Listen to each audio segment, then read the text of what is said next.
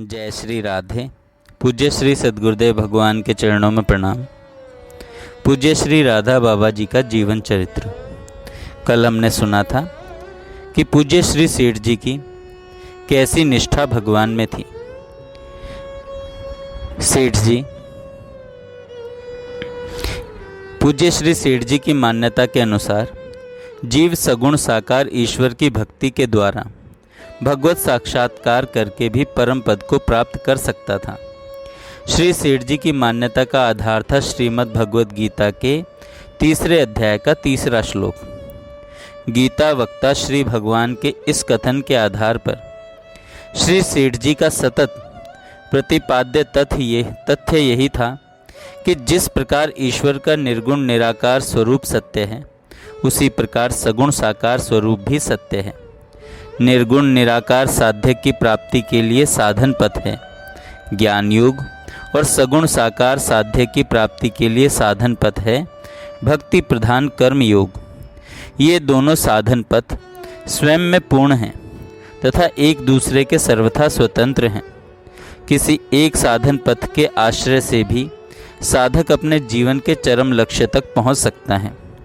श्री सेठ जी का भक्ति संबंधी सिद्धांत पूज्य बाबा को मान्य नहीं था। श्री सेठ जी का भक्ति संबंधी सिद्धांत पूज्य बाबा को मान्य नहीं था। श्री सेठ जी अपनी मान्यता समझाना चाहते थे, पर वैसी प्रतिपादन क्षमता नहीं होने के कारण पूज्य बाबा को समझा नहीं पाए। पूज्य बाबा विद्वान थे और विद्वानों की गोष्ठी में जिस शैली से विचारों का आलोचन प्रतिपादन खंडन मंडन हुआ करता है, उसी शैली के पूज्य बाबा अभ्यस्त थे। श्री सेठ जी अपनी बात को सीधे सीधे शब्दों में सरल रीति से रखना जानते थे, पर पूज्य बाबा की शास्त्रीय शैली के समक्ष उनकी वह सरल पद्धति टिक नहीं पाती थी। शब्द प्रमाण, पारिभाषिक शब्दावली आदि का प्रयोग करते हुए जिस शास्त्रीय शैली से विद्वान लोग अपने मत का प्रतिपादन किया करते हैं, इसका श्री सेठ जी के पास अभाव था। परिणाम यह निकला कि श्री सेठ जी को अपने प्रयास में सफलता नहीं मिली। वे चाहकर भी पूज्य बाबा को समझा नहीं पाए। इस विचार विनिमय का स्वरूप कुछ शास्त्रार्थ जैसा ही था। दोनों पक्षों की ओर से स्वानुभूत सत्य का उद्घाटन और प्रतिपादन ही इस शास्त्रार्थ में आदि से अंत तक रहा। प्रतिपक्ष को परास्त करके विजय गर्व से प्रफुल्ल होने की भावना किसी के भी मन में नहीं थी। शास्त्रार्थ में विजयी कहलाकर अहम भाव को परितोषित करने की वृत्ति का कहीं अस्तित्व ही नहीं था। किसी भी प्रकार की क्षुद्रता से पूर्णतः विरहित था यह शास्त्रार्थ। दोनों पक्षों की ओर से एकमात्र हो रहा था अपने अपने अनुभूत सत्य का निवेदन। इसी का परिणाम था कि इस विचार विनिमय में कटुता के लेश का उद्भव कहीं भी हुआ ही नहीं। प्रत्युत इस संपूर्ण विचार विवेचन में आत्यंतिक सौहार्द परिव्याप्त रहा। इतना होकर भी स्वानुभूत सत्य का आग्रह और उस अनुभवगत सत्य को भिन्न भिन्न प्रकार से प्रस्तुत करने का पूर्ण प्रयास दोनों ओर से हुआ था। यही हेतु था पूज्य बाबा इस विचार विनिमय को कभी कभी शास्त्रार्थ कहा करते थे। जब पूज्य बाबा सेठ जी के पास बांकुड़ा गए थे, उसके 3-4 दिन बाद ही श्री सेठ जी को सत्संग के लिए रांची जाना था। श्री सेठ जी के अनुरोध पर पूज्य बाबा भी उनके साथ साथ रांची गए। बांकुड़ा तथा रांची, इन दोनों स्थानों पर लगभग 14-15 दिनों तक पूज्य बाबा का तथा सेठ जी का परस्पर में विचार विनिमय होता रहा। भले ही यह विचार विनिमय एक पक्ष तक चला, फिर भी इस अवधि में पूज्य बाबा के प्रखर तर्कों के सामने श्री सेठ जी की बात उभर नहीं पाई। जहाँ तक निर्गुण निराकार ब्रह्म के साध्य तत्व तथा साधन पद्धति की बात थी, वहाँ तक इन दोनों विभूतियों की मान्यताएं समान थीं। निर्गुण निराकार ब्रह्म के साध्य साधन की दृष्टि से दोनों एक दूसरे से सहमत थे, परंतु सगुण साकार ईश्वर के साध्य तत्व, साधन पद्धति, ईश्वर के अस्तित्व और ईश्वर की उपासना के विषय में पूज्य बाबा श्री सेठ जी से सर्वथा असहमत थे। ईश्वर एवं ईश्वर की भक्ति संबंधी प्रत्येक बात को पूज्य बाबा मिथ्या राज्य की वस्तु मानते थे। यह ठीक है कि ईश्वर की साकार उपासना से संबंधित बातें श्री सेठ जी पूज्य बाबा के हृदय में स्थापित नहीं कर पाए, परंतु सत्य तो सत्य ही है। जो सिद्धांत उनके अपने अनुभव से पूर्ण रूपेण स्वतः सिद्ध था, उसे वे कैसे झुठला देते। वह सत्य तो उनका स्वानुभूत था। जब श्री सेठ जी किसी भी प्रकार पूज्य बाबा को नहीं समझा पाए तो उन्होंने पूज्य बाबा से कहा, आप एक बार भाई श्री हनुमान प्रसाद जी पोद्दार से गोरखपुर में जाकर मिल लें। पूज्य बाबा ने तटस्थ भाव से उत्तर दिया, श्री पोद्दार जी से मिलने के लिए मेरे मन में उत्साह नहीं है। पूज्य बाबा का अध्ययन विशाल था। उस अध्ययन के आधार पर पूज्य बाबा को लगा कि श्रीमद् भगवद गीता संबंधी सेठ जी के जो भाव हैं वैसे अन्यत्र देखने में नहीं आते, और गहन चिंतन यदि लिपिबद्ध नहीं हुआ तो जगत एक दिव्य और दुर्लभ निधि से वंचित रह जाएगा। पूज्य बाबा ने सेठ जी से कहा, आप गीता संबंधी अपने विचारों को लिपिबद्ध करा दें। अपनी विवशता व्यक्त करते हुए श्री सेठ जी ने उत्तर दिया, कौन करे और कैसे होगा, मैं तो शुद्ध हिंदी भी ठीक प्रकार से बोल नहीं पाता। पूज्य बाबा ने कहा, आप अपने विचार मुझे बताएं, उनको लिखकर मैं आपको दिखला दूं। यदि आपको ऐसा प्रतीत हो कि मेरे द्वारा ठीक लिखा गया है तो फिर लेखन कार्य हो। श्री सेठ जी मारवाड़ी मिश्रित हिंदी का प्रयोग अपने गीता प्रवचनों में किया करते थे। पूज्य बाबा ने श्री सेठ जी के एक प्रवचन को शुद्ध हिंदी भाषा में लिपिबद्ध करके श्री सेठ जी के सामने प्रस्तुत किया। पूज्य बाबा की अभिव्यक्ति, कुशलता, भाषा अधिकार और विषय प्रवेश को देखकर सेठ जी अति विस्मित हुए। बस उसी दिन यह निर्णय हुआ कि श्रीमद् भगवद गीता की टीका लिखी जाए और इस कार्य का आरंभ गोरखपुर में हो। श्री सेठ जी को कहीं अन्यत्र कार्यवश जाना था, अतः यह निर्णय हुआ कि वे स्वतंत्र रूप से अन्यत्र होते हुए गोरखपुर पहुंचेंगे और पूज्य बाबा को गोरखपुर पहुंचने के लिए रेल टिकट कटाकर दे दी गई। श्री सेठ जयदयाल गोयंदका जी का चमत्कार। श्री सेठ जी जयदयाल जी गोयंदका का पूज्य बाबा की दृष्टि में ज्ञान की चौथी भूमिका में प्रतिष्ठित संत थे। उनमें अनेक चमत्कार भी थे।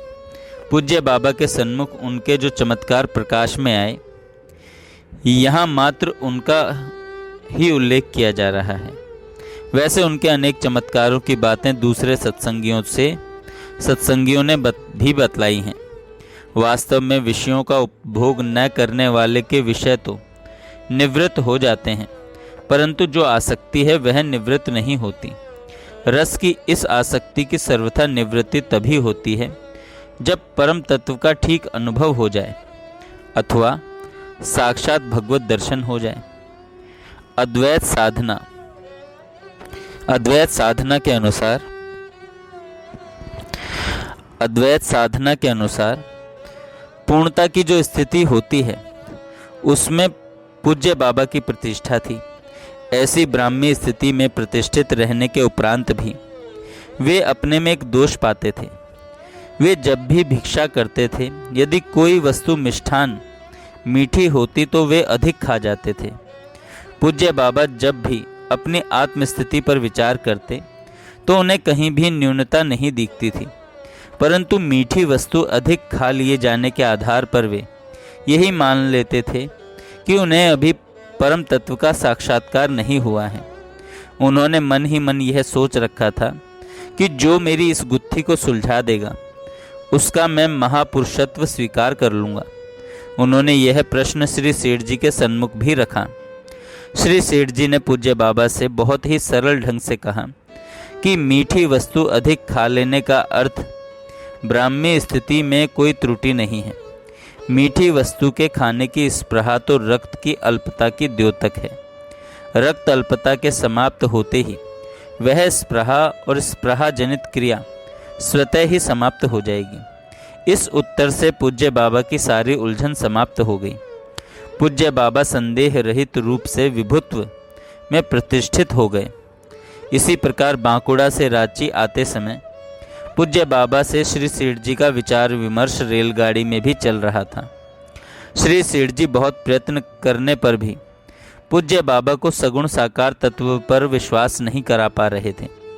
उनका कथन अनुभव के आधार पर था, जिसे पूज्य बाबा किसी भी प्रकार मानने को तैयार नहीं थे। अंत में थककर उन्होंने अपनी सिद्धि का प्रयोग करने की ठानी। पूज्य बाबा से उनका विचार तो चल ही रहा था। इसी बीच उन्होंने अपना वस्त्र पूज्य बाबा के शरीर से स्पर्श करा दिया। वस्त्र के स्पर्श होते ही पूज्य बाबा के सामने भगवान नारायण की ध्यान मूर्ति प्रकाशित हो गई। पूज्य बाबा चकित थे कि बिना किसी ध्यान चेष्टा एवं साधना के यह मूर्ति मेरे सामने कैसे व्यक्त हो रही है। भगवान नारायण की वह प्रतिमा अलौकिक सुंदर, अतिशय तेजस्वी थी। उसके आलोक से एक बार तो पूज्य बाबा का समग्र अंतःकरण आलोकित हो उठा। सहसा पूज्य बाबा के मन में एक संदेह हो गया कि हो न हो यह श्री सेठ जी का कोई सिद्धि प्रयोग ही है। उन्होंने ज्यों ही नीचे की ओर दृष्टि डाली, उन्हें इस तथ्य का ज्ञान भी हो गया कि उनके शरीर से श्री गोयंका जी का वस्त्र का छोर संस्पर्शित हो रहा है। उन्होंने हंसकर कहा, वह वस्त्र हटा दीजिए एवं श्री सेठ जी को यह उत्तर दिया कि विचारों को विचारों से काटिए। इस प्रकार जादू का प्रयोग क्यों करते हैं। वस्त्र का छोर हटने से वह मूर्ति भी स्वतः ही लुप्त हो गई। जय श्री राधे। कल हम सुनेंगे पूज्य श्री भाई जी से पूज्य श्री राधा बाबा का प्रथम मिलन।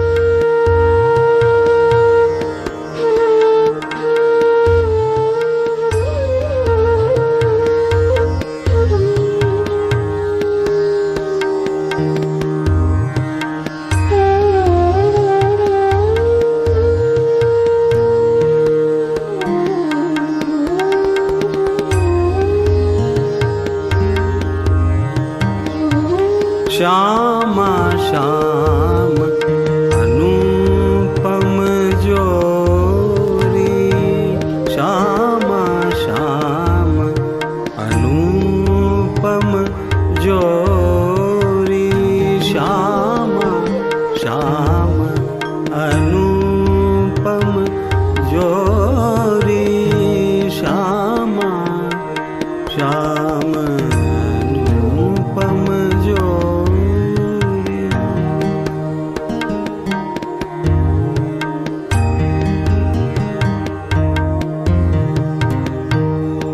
अभिनव घन दामिनी छवि बरसत बर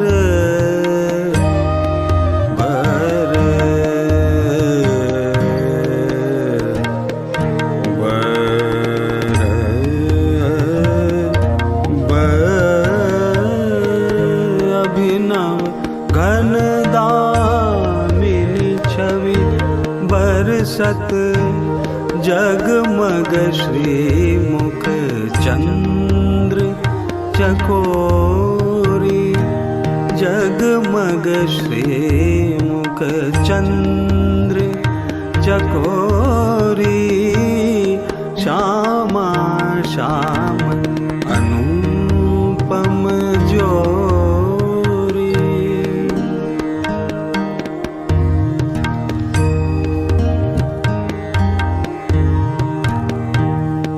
श्यामा श्याम अनुपम जोरी, श्यामा श्याम अनुपम जोरी। नीलांबर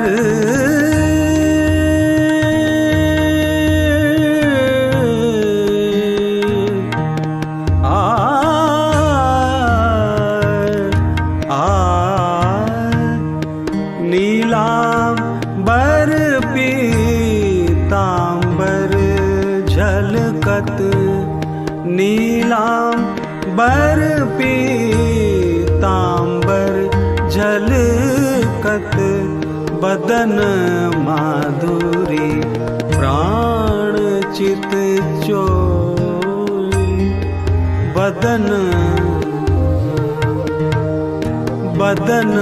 माधुरी प्राण चित चोरी बदन माधुरी प्राण चित चोरी श्यामा श्याम अनुपम जोरी श्यामा श्याम अनुपम जोरी श्यामा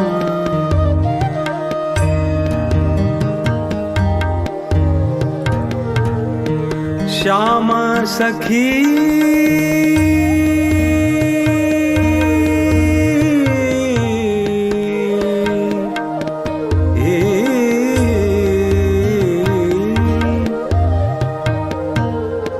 श्याम सखी ये नैन बसो नित श्याम सखी ये नैन बसो नित विश्व विमोहन किशोर किशोरी विश्व विमोहन किशोर किशोरी श्यामा श्याम अनुपम जोरी श्यामा श्याम अनुपम जोरी अभिनव घन दामिनी छवि बरसत अभिनव घन दामिनी छवि बरसत जगमग श्री मुख चंद चकोरी जगमग श्री मुख चंद चकोरी